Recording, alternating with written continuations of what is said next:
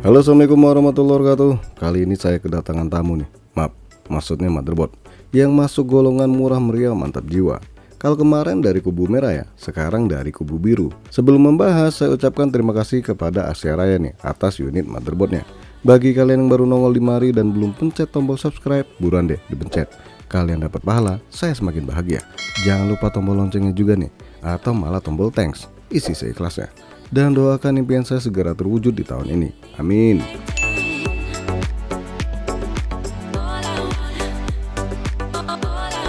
Phenom RX H510, harga baru Rp870.000. Kalau dibilang murah banget sih enggak ya, karena harganya mirip Kaizen.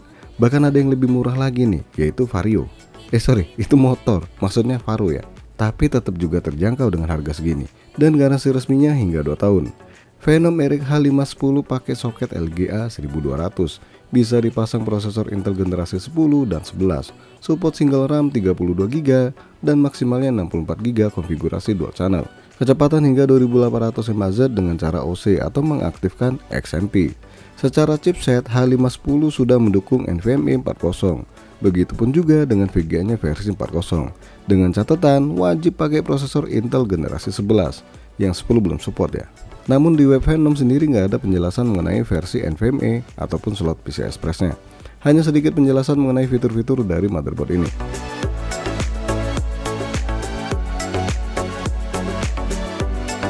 Dus Phenom RX ini tergolong mungil ya, merengil, tapi versi Intel malah mendingan dibandingkan versi AMD yang pernah saya review sebelumnya. Yang ini full color. Kayak celana color, maksudnya full color ya. Yang AMD cuma stiker doang di atasnya. Di dusnya ini ada logo prosesor dari Celeron sampai Core i7. Logonya jadul dan gak ada logo i9. Kemudian di bagian bawahnya ada NVMe, USB, SATA, UEFI BIOS dan garansi 2 tahun. Dan di bagian belakang dus ada penjelasan lagi nih, macam PCI Express, dual channel memory, SATA 3 atau 6GB, high USB speed, HD audio dan LAN maksimal 1000 megabit per second. Oke, lanjut kita lihat paket penjualan dari motherboard Phenom RX 1 ini.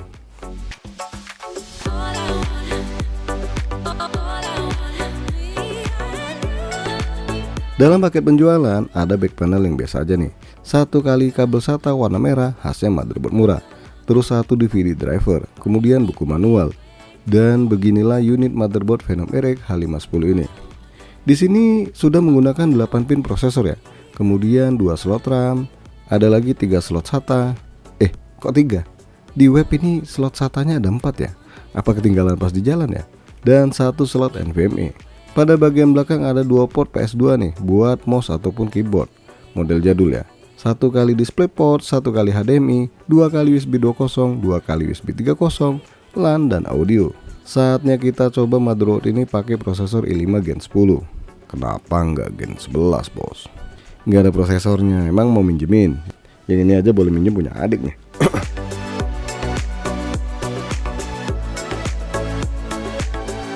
Selain prosesor, saya pakai RAM dual channel 16GB 3200 mAh, SSD PNY NVMe 4.0 dan juga RTX 2060 Super. Karena prosesornya nggak punya VGA onboard, jadinya pakai VGA card. Kita lihat dulu nih tampilan BIOS Phenom RX ini. Pas dihidupin nongol logo Phenom RX. Oke, kita masuk BIOS dan tampilan BIOSnya ternyata masih jadul, biarpun udah support UEFI. Cukup banyak ya pengaturan di BIOS ini, termasuk kalau mau aktifkan XMP di menu overclocking. Pilih enable dan pilih XMP profile yang diinginkan. Terus ada TPM20 di motherboard ini yang berarti bisa diinstal Windows 11 tanpa masalah. Dan pengaturan lainnya yang terbilang cukup lengkap ya. Oke, lanjut kita coba kecepatan SSD pada motherboard ini. Dan ternyata biarpun dicolok di Gen 3.0 hasilnya cukup baik nih.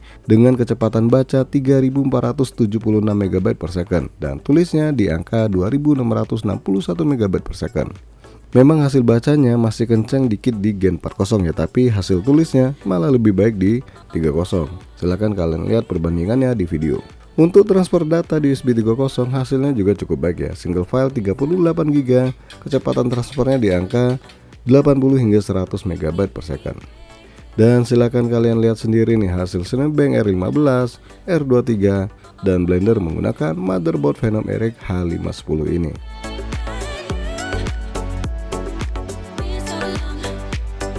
Kesimpulannya, motherboard ini cukup bagus untuk dijadikan alternatif rakitan PC carry hore. Fitur-fiturnya cukup lengkap dengan rank harga yang diberikan. Walaupun paket penjualan dan juga tampilan BIOSnya yang tergolong biasa aja, tapi wajar juga sih dengan harga yang ditawarkan. Selama pengujian Cinebench, Blender, dan lain sebagainya, nggak ada masalah yang berarti di motherboard Phenom Eric ini. Untuk layout sendiri, Phenom Eric H510 ini cukup baik nih, di penempatan port USB dan sebagainya. Cuma satu sih yang rada heran. Kenapa slot SATA-nya cuma 3? Di webnya kan 4.